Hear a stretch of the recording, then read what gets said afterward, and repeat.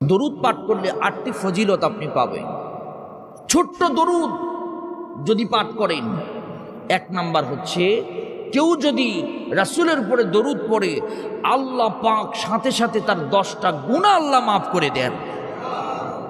তা আমরা বললাম সাল্লাল্লাহু আলাইহি ওয়াসাল্লাম, আল্লাহ আমাদের 10টা গুনাহ আল্লাহ মাফ করে দিয়েছেন। সুবহানাল্লাহ পড়ে কি বোনাস আল্লাহ পাক দিয়েছেন।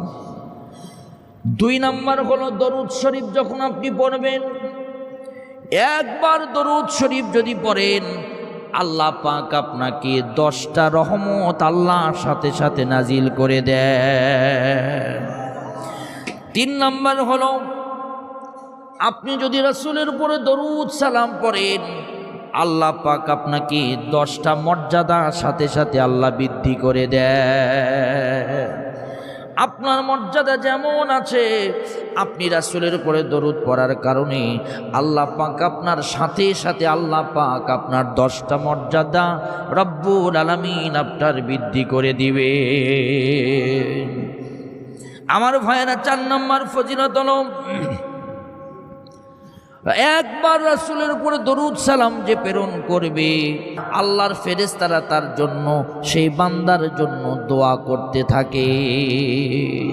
আল্লাহর সমস্ত ফেরেশতারা ওই বান্দার জন্য দোয়া করে।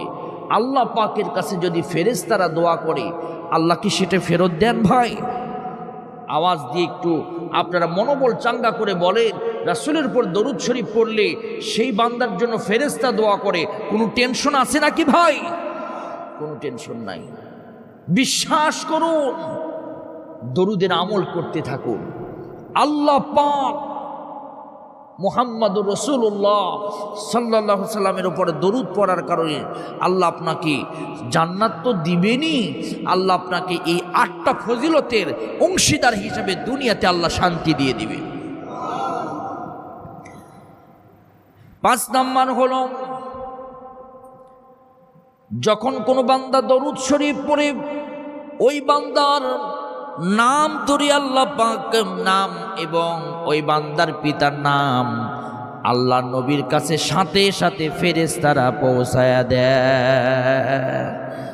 আর বিশ্ব নবী তার কবর মোবারক থেকে যখন দরুদের আমল যখন বান্দা করে, আল্লাহ পাক যখন ফেরেশতার মাধ্যমে নবীর রওজায় পৌঁছায়া দেয়, ওই নবী মুহাম্মদুর রাসূলুল্লাহ সেখান থেকে আমাদের জন্য খুশি হয়ে যায়। 6 নম্বর আমল হলো রাসূল করিম সাল্লাল্লাহু আলাইহি সাল্লাম দরুদ পাঠ করলে উম্মতের জন্য দোয়া করেন।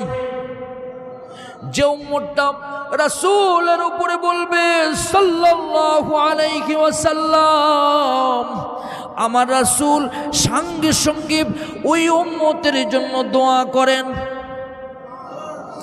এরপরে 7 নম্বর আমল হলো কেউ যদি সকালে 10 বার দরুদ পড়ে, সন্ধ্যায় 10 বার দরুদ পড়ে, আল্লাহ রব্বুল আলামিন এই দরুদ পড়ার বিনিময়ে রাসূল কিয়ামতের ময়দানে আমাদেরকে সুপারিশ করে শাফাআত করে আমাদেরকে জান্নাতে নিয়ে যাবে। 8 নম্বর ফজিলত হলো কেউ যদি বলে সাল্লাল্লাহু আলাইহি ওয়াসাল্লাম, এই ছোট্ট দরুদটা পড়ে দুনিয়ার যত বিপদ আছে নবীর উপরে দরুদ পড়ার কারণে আমার আল্লাহ সমস্ত বিপদগুলোকে দূর করে বান্দাকে শান্তি দান করে। বিশ্বাস না হলে আপনি এই দরুদের আমল করতে থাকুন।